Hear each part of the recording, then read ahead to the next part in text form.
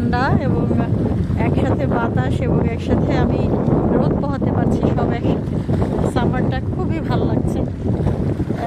এতদিন ঠান্ডায় থাকতে থাকতে খুব বোর্ড লাগছিল।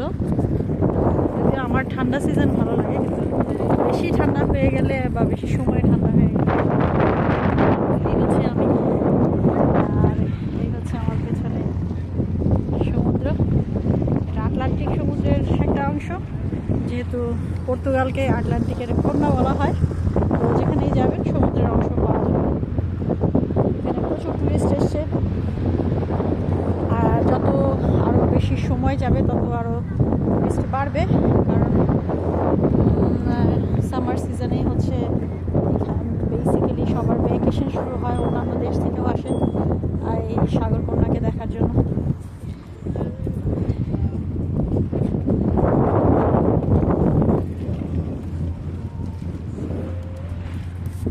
এটা হচ্ছে অ্যাকচুয়ালি সাইকেল বা এই ধরনের যানবাহন চলার জন্য।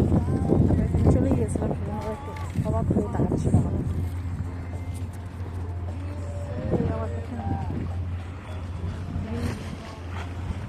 এবং পালতোলা নৌকা, খুব সুন্দর লাগছে।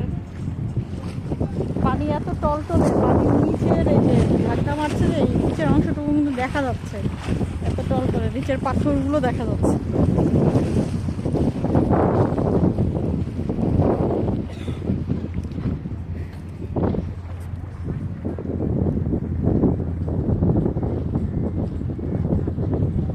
আগে আমি যতবার লিসবনে এসেছি অ্যাকচুয়ালি কাজের কারণে এসেছিলাম, তো সেজন্য ঘুরতে পারিনি। আজকে সানডে, কাজ নাই।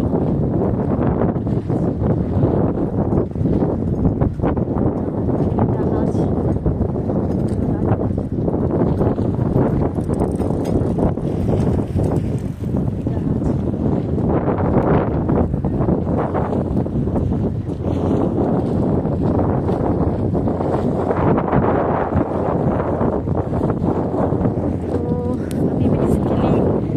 বেলেমের সেই ঐতিহ্যবাহী যেই প্রাসাদের মতো যে জায়গাটা, যেটা খুব বিখ্যাত এবং ইউটিউবে দেখেছি, গুগলে যখনই বেলেম সার্চ করে দেখি, সেই এই যে আমার আঙুল বরাবর সেই বিল্ডিংয়ের কাছাকাছি যাচ্ছি।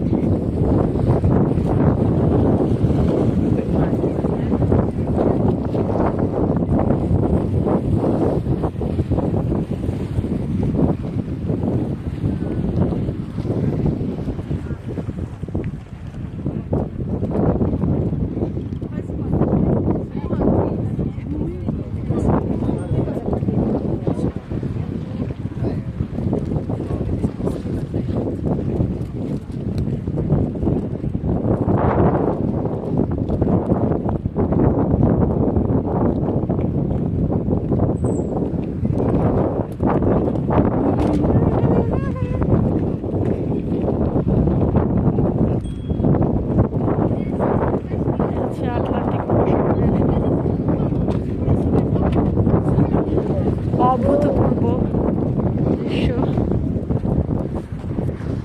একটু কাছ থেকে দেখাই।